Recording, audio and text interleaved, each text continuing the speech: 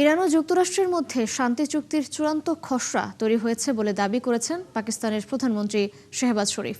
শুক্রবার রাতে সামাজিক যোগাযোগ মাধ্যম এক্সে এক পোস্টে এই তথ্য জানান তিনি। পাকিস্তানের প্রধানমন্ত্রী লেখেন, শান্তি চুক্তির এত কাছাকাছি আগে কখনো পৌঁছানো যায়নি। এটিকে চূড়ান্ত রূপ দিতে পাকিস্তান উভয় পক্ষের সঙ্গেই অত্যন্ত নিবিড়ভাবে কাজ করছে বলেও উল্লেখ করেন তিনি। এতে তিনি আরও লেখেন, একটি মহল শান্তি চুক্তি ভেস্তে দেওয়ার জন্য অপপ্রচার চালাচ্ছে, তবে সে বিষয়ে সচেতন থেকে শান্তি চুক্তিকে পূর্ণাঙ্গ রূপ দিতে সচেষ্ট পাকিস্তান। এর আগে গত 11 এপ্রিল ইসলামাবাদে যুক্তরাষ্ট্র ও ইরানের প্রতিনিধিরা শান্তি চুক্তি নিয়ে সরাসরি আলোচনায় বসেন, তবে কোনো সমঝোতা ছাড়াই তা শেষ হয়। পরে পাকিস্তান, কাতার এবং কয়েকটি আঞ্চলিক দেশের মধ্যস্থতায় আরও কয়েক দফা পরোক্ষ আলোচনা হলেও তাতে কোনো সমাধান আসেনি। অবশেষে চূড়ান্ত খসড়া প্রস্তুত হয়েছে বলে দাবি করলেন পাকিস্তানের প্রধানমন্ত্রী শেহবাজ শরীফ। ইরানের জব্দ করা কয়েক বিলিয়ন ডলারের অর্থ ছাড় দিতে যাচ্ছে সংযুক্ত আরব আমিরাত। যুক্তরাষ্ট্র ইসরায়েলের সঙ্গে চলমান যুদ্ধে গত কয়েক সপ্তাহ ধরে ইরানের হামলার মুখে পড়ার পর আবুধাবি এই কৌশলগত পদক্ষেপ নিয়েছে। আঞ্চলিক দুটি সূত্র জানিয়েছে, আমিরাত মোট 10 বিলিয়ন ডলার ছাড় করতে সম্মত হয়েছে। এর মধ্যে 3 বিলিয়ন ডলারেরও বেশি ইতিমধ্যেই ফেরত দেওয়া হয়েছে। জব্দ করা এই অর্থের পরিমাণ 20 বিলিয়ন ডলার পর্যন্ত হতে পারে বলে জানিয়েছে সংশ্লিষ্ট সূত্র। আমিরাতের উপর ইরানের হামলা বন্ধের বিনিময়ে এই সমঝোতা হয়েছে। এর মধ্যে প্রথম ধাপে 3 বিলিয়ন ডলার ইতিমধ্যেই ছাড় করা হয়েছে বলেও জানা গেছে। ইরানের সঙ্গে সংঘাত আর শান্তি চুক্তিকে ঘিরে ট্রাম্পের নানা সময়ের নানা মন্তব্যে তৈরি হচ্ছে ধোঁয়াশা। শান্তি আলোচনার মধ্যে ইরানে আরও হামলার বারবারই হুমকি দিচ্ছে ট্রাম্প। অন্যদিকে তিনিই আবার দাবি করছেন, তেহরানের সঙ্গে একটি চুক্তির খুব কাছাকাছি রয়েছে ওয়াশিংটন। এ বিষয়ে চলছে চূড়ান্ত সমঝোতা। কিন্তু ইরান বলছে ভিন্ন কথা। তাদের দাবি, দুই পক্ষের মধ্যে এখনও কোনো সমঝোতা হয়নি। ট্রাম্পের এমন বিভ্রান্তিকর তথ্য আর তার প্রতি আস্থা হারিয়ে ফেলছে তেহরান। এই অবস্থায় অনিশ্চয়তা বাড়ছে চুক্তি নিয়ে। সৃষ্টি ঘটকের রিপোর্ট। ইরান ও যুক্তরাষ্ট্রের মধ্যে শান্তি চুক্তি নিয়ে সম্প্রতি বেড়েছে কূটনৈতিক তৎপরতা। খুব শিগগিরই দুই দেশের মধ্যে একটি সমঝোতা হবে বলে বারবারই আশা প্রকাশ করছেন মার্কিন প্রেসিডেন্ট ডোনাল্ড ট্রাম্প। চুক্তি হলে 3 মাস ধরে চলা সংঘাতের অবসান ঘটতে পারে এবং পুনরায় চালু হতে পারে বিশ্বের অন্যতম গুরুত্বপূর্ণ জ্বালানি পরিবহন পথ হরমুজ প্রণালী। তবে ট্রাম্পের আশাবাদের বিপরীতে সতর্ক অবস্থান নিয়েছে তেহরান। ইরানের পররাষ্ট্র মন্ত্রণালয় বলছে, আলোচনায় অগ্রগতি হলেও এখনো চূড়ান্ত সিদ্ধান্ত হয়নি। ইরানের কাছে অগ্রহণযোগ্য কোনো শর্ত মেনে নেওয়া হবে না বলেও জানানো হয়েছে। সম্ভাব্য এই চুক্তির অন্যতম প্রধান শর্ত হচ্ছে ইরান যেন কখনো পারমাণবিক অস্ত্র তৈরি করতে না পারে। ট্রাম্প বলেছেন, এ বিষয়ে কোনো আপোষ হবে না। অন্যদিকে ইরান বরাবরই দাবি করে আসছে, তাদের পারমাণবিক কর্মসূচি শান্তিপূর্ণ উদ্দেশ্যে পরিচালিত হচ্ছে। শান্তি চুক্তির বিনিময়ে ইরানের প্রধান দাবির মধ্যে রয়েছে আন্তর্জাতিক নিষেধাজ্ঞা প্রত্যাহার, জব্দ সম্পদ মুক্ত করা এবং হরমুজ প্রণালীর ওপর নিজেদের নিয়ন্ত্রণের স্বীকৃতি। এদিকে সাম্প্রতিক দিনগুলোতে দুই পক্ষের মধ্যে আবারও পাল্টাপাল্টি হামলা হয়েছে। যুক্তরাষ্ট্র নতুন করে হামলা চালানোর নির্দেশ দেওয়ার পাশাপাশি ইরান ও মার্কিন ঘাঁটিগুলো লক্ষ্য করে ড্রোন ও ক্ষেপণাস্ত্র হামলা চালিয়েছে। ফলে ঘোষিত যুদ্ধবিরতি আবারও ঝুঁকির মুখে পড়েছে। এই সংঘাত এখন যুক্তরাষ্ট্রের অভ্যন্তরীণ রাজনীতিতেও প্রভাব ফেলছে। জ্বালানির উচ্চ মূল্য নিয়ে ভোটারদের অসন্তোষ বাড়ছে, যা ট্রাম্প প্রশাসনের উপর চাপ সৃষ্টি করেছে। একই সঙ্গে মধ্যপ্রাচ্যের আঞ্চলিক শক্তিগুলোর অবস্থান ও ভবিষ্যৎ সমঝোতার ক্ষেত্রে গুরুত্বপূর্ণ হয়ে উঠেছে। বিশ্লেষকদের মতে, আলোচনার অগ্রগতি ইতিবাচক হলেও চূড়ান্ত চুক্তি না হওয়া পর্যন্ত পরিস্থিতি অনিশ্চিতই থাকবে। তবে সমঝোতা বাস্তবে রূপ নিলে তা শুধু যুদ্ধ বন্ধই করবে না, বিশ্ব জ্বালানি বাজারেও স্বস্তি ফিরিয়ে আনতে পারে। সৃষ্টি ঘটক, ৭১। ইরানের সর্বোচ্চ সাবেক নেতা আয়াতুল্লাহ আলী খামেনির জানাজা ও দাফন পিছিয়ে দিয়েছে দেশটির সরকার। মহরম মাসের প্রথম দশকের পরিবর্তে দ্বিতীয় দশকে রাষ্ট্রীয় মর্যাদায় আয়াতুল্লাহ আলী খামেনিকে শেষ বিদায় জানানো হবে বলে জানা গেছে। শুক্রবার এক বিবৃতিতে এই তথ্য নিশ্চিত করেছেন রাজধানী তেহরানের মেয়র আলী রেজা জাকানি। তিনি জানান, খামেনির রাষ্ট্রীয় শোক অনুষ্ঠান হবে মহরমের দ্বিতীয় 10 দিনের যে কোনো সময়ে। ইংরেজি ক্যালেন্ডার হিসেবে 26 জুন থেকে 5 জুলাই এই 10 দিনের মধ্যে হবে খামেনির জানাজা ও দাফন। এর আগে ইরানের সরকারের তরফ থেকে জানানো হয়েছিল, আরবি মহরমের প্রথম 10 দিনের মধ্যে হবে সর্বোচ্চ নেতার রাষ্ট্রীয় শোক অনুষ্ঠান। সেই হিসেবে চলতি জুন মাসের মাঝামাঝি এই অনুষ্ঠান হওয়ার কথা ছিল। গত 28 ফেব্রুয়ারি ইরানে সামরিক অভিযান শুরু করে মার্কিন ও ইসরায়েলি বাহিনী। অভিযানের প্রথম দিনে স্ত্রী, পুত্রবধূ, নাতিসহ নিহত হন দেশটির সর্বোচ্চ নেতা আয়াতুল্লাহ আলী খামেনি। ইউরোপে অবৈধভাবে সীমান্ত পারাপারের পরিমাণ গত বছরের প্রথম 5 মাসের তুলনায় 40% কমেছে। শুক্রবার ইউরোপীয় ইউনিয়নের সীমান্ত ও কোস্টগার্ড এজেন্সি ফ্রন্টেক্স এই তথ্য জানিয়েছে। সংস্থাটি জানিয়েছে, সহযোগিতা বৃদ্ধি অভিবাসীদের পছন্দের দেশগুলোতে প্রতিরোধমূলক ব্যবস্থা নেয় এই পরিবর্তন এসেছে। এর মধ্যে আফ্রিকান রুটে অভিবাসীর চলাচল সবচেয়ে কমেছে, তবে মধ্য পূর্ব ভূমধ্যসাগরীয় রুটগুলো এখনও সবচেয়ে ব্যস্ত অভিবাসন পথ হিসেবে ব্যবহৃত হচ্ছে। পশ্চিম ভূমধ্যসাগরীয় রুটে চলাচল বেড়েছে সবচেয়ে বেশি, 46%। চলতি বছরে এখন পর্যন্ত ভূমধ্যসাগরে প্রায় 1300 অভিবাসীর মৃত্যু হয়েছে বলে জানিয়েছে ফ্রন্টেক্স। আবারও পদ না ছাড়ার বার্তা দিলেন যুক্তরাজ্যের প্রধানমন্ত্রী কিয়ার স্টারমার। একই সাথে প্রধানমন্ত্রীর পদে থেকেই পূর্ণ কর্তৃত্ব নিয়ে দায়িত্ব পালন করার কথা জানিয়েছেন তিনি।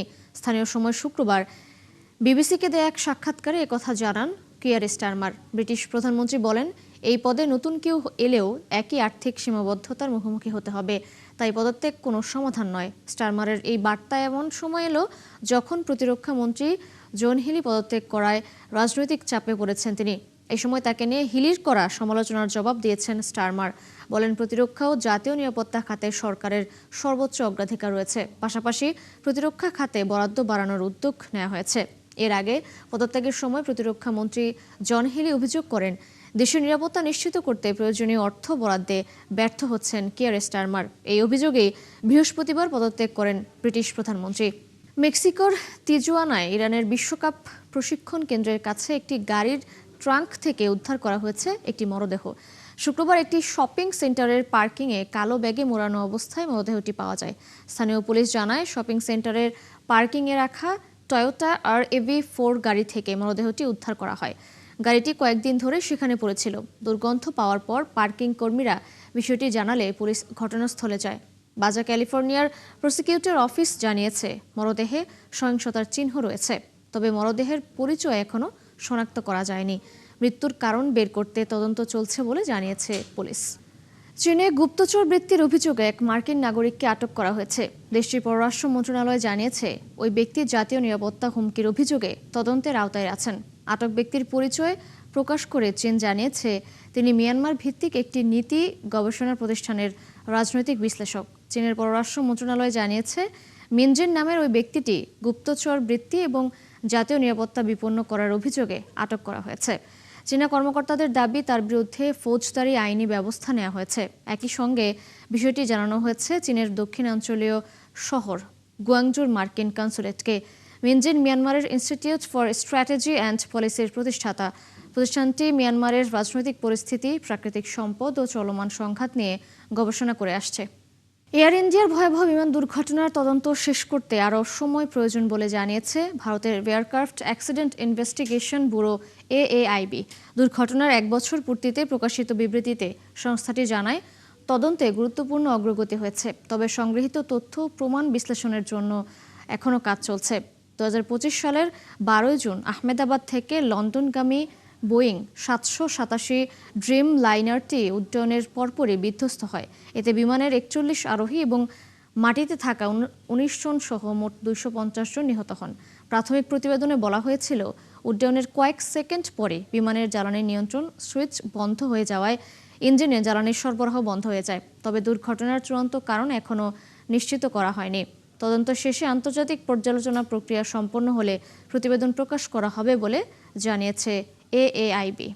বিশ্ববাজারে স্বর্ণের দাম কমতে শুরু করেছে। যদিও ভারতে আমদানি শুল্ক বাড়ায়, স্থানীয় বাজারে দাম এখনও তুলনামূলক বেশি। তারপরেও গয়নার দোকানগুলোতে কমেনি ক্রেতাদের উপস্থিতি। ব্যবসায়ীরা জানান, বিনিয়োগের পাশাপাশি বিয়ে ও পারিবারিক ঐতিহ্যের সঙ্গে জড়িয়ে থাকা আবেগই স্বর্ণের চাহিদা ধরে রেখেছে। আরাফাত ইসলামের রিপোর্ট। নয়াদিল্লির একটি জুয়েলারি শোরুম। স্বর্ণের হার, কানের দুল আর বিয়ের গয়না ঘিরে বেড়েছে ক্রেতাদের ব্যস্ততা। কেউ গলায় হার পরে দেখছেন, কেউ আবার পরিবারের সদস্যদের সঙ্গে আলোচনা করে পছন্দের গয়না বেছে নিচ্ছেন। সম্প্রতি আন্তর্জাতিক বাজারে স্বর্ণের দাম কমেছে, ফলে যারা মূল্যবান এই ধাতুটি কেনায় স্থগিত রেখেছিলেন তাদের অনেকেই আবার আগ্রহী হচ্ছেন। While they see it as a financial decision, দাম যেভাবে বেড়েছিল তখন মনে হয়েছিল এখন আর স্বর্ণ কেনা উচিত নয়, কিন্তু এখন দাম কিছুটা কমায় মানুষের জন্য আবার স্বর্ণ কেনার সুযোগ তৈরি হয়েছে। daughter's wedding for the someone else in the family. তবে ব্যবসায়ীদের মতে শুধুমাত্র দামের ওঠানামা নিয়ে ভারতের স্বর্ণের বাজারকে ব্যাখ্যা করা যায় না। বিয়ে, পারিবারিক অনুষ্ঠান এবং সামাজিক ঐতিহ্যের কারণে স্বর্ণের প্রতি মানুষের আগ্রহ এখনো অটুট। For emotional reasons, for their own. ক্রেতারা এটিকে আর্থিক সিদ্ধান্ত হিসেবে দেখলেও বিয়ে বা পারিবারিক অনুষ্ঠানের মতো আবেগঘন কারণগুলো স্বর্ণ কেনার ক্ষেত্রে খুবই গুরুত্বপূর্ণ। সেই আবেগ এতটাই শক্তিশালী যে হঠাৎ করে এর চাহিদায় বড় পরিবর্তন দেখা যায় না।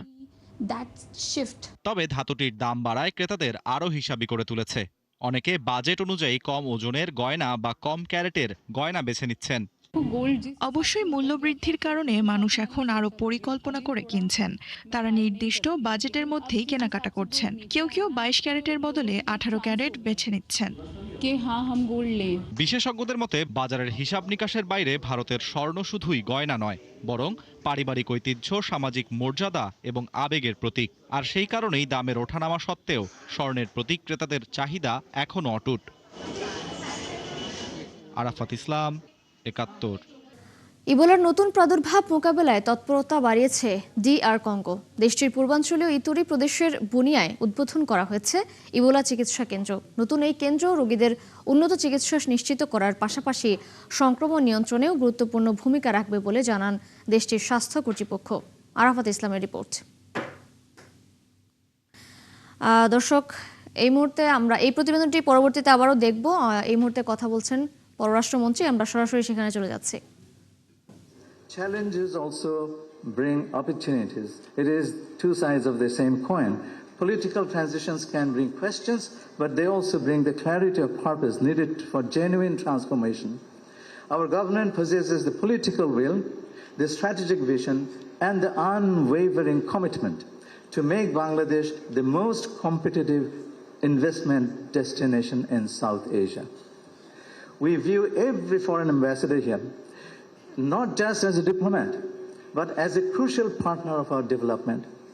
We view every business leader here not just as an investor or a taxpayer, but a stakeholder in our national success. Let this conference be the starting point of an open, continuous dialogue. We cannot do the job by one-off events. We must remain connected, we must remain in dialogue. We must get feedbacks from you just as we owe our response to your questions. Measure us by our actions, hold us to our commitments, and work with us as we rebuild trust and unlock the true, vibrant potential of Bangladesh. Once again, I thank you all for your gracious presence here this morning. I wish this conference every success in paving the way for enduring partnerships and shared prosperity. I thank you all. Thank you. দর্শক, পররাষ্ট্রমন্ত্রী কথা বলছিলেন, আমরা ছিলাম সেখানে খানিকটা। এই ছিল এখনকার আয়োজনে। বিশ্বের নতুন কিছু খবর ও বিশ্লেষণ নিয়ে দুপুর 1:30টায় আবারও হাজির হবে বিশ্বযোগ। ততক্ষণ চোখ রাখুন ৭১-এর ফেসবুক পেজে এবং সাবস্ক্রাইব করুন ৭১-এর ইউটিউব চ্যানেল। থাকুন ৭১-এর সাথে।